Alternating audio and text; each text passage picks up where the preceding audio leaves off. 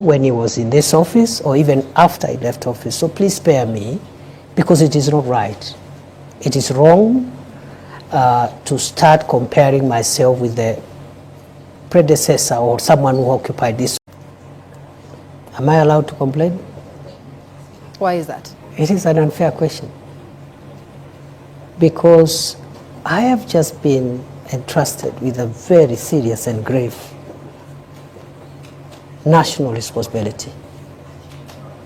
What is weighing in my mind now and what is really, really occupying me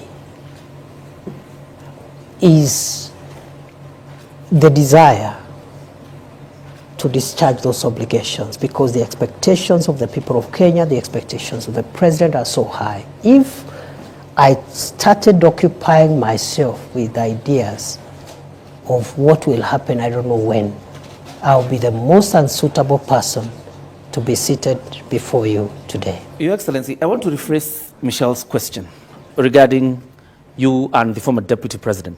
Let's not even go with the qualitative differences. But clearly there are lessons you must have learned from Gachagua's tenure in office.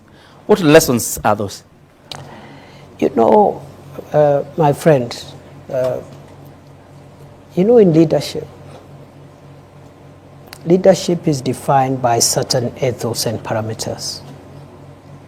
And I want to persuade you to allow me not to discuss my brother, the Honorable Gachagua, because he's my friend.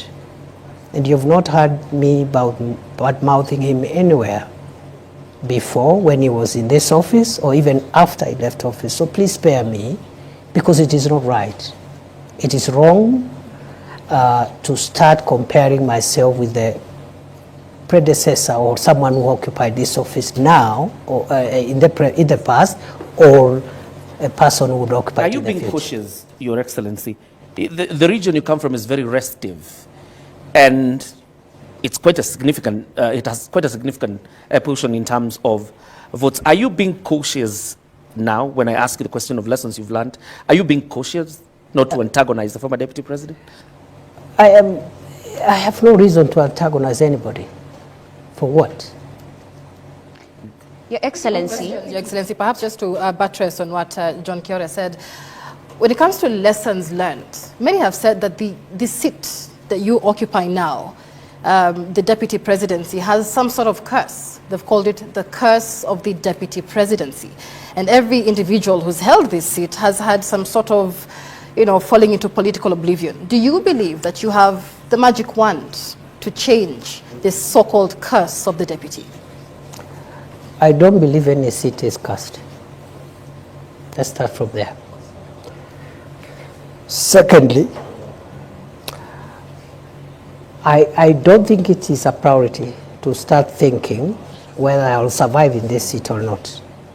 As I have said, what is weighing in my mind, the same way when I became Interior Minister and the North Rift was in that shape, Lamu, Boni was in that shape, and Northern Kenya was that shape. I told myself, including the passport crisis, I said, if I will last here for 1 year, I want to try my best and have these challenges under control. So for me,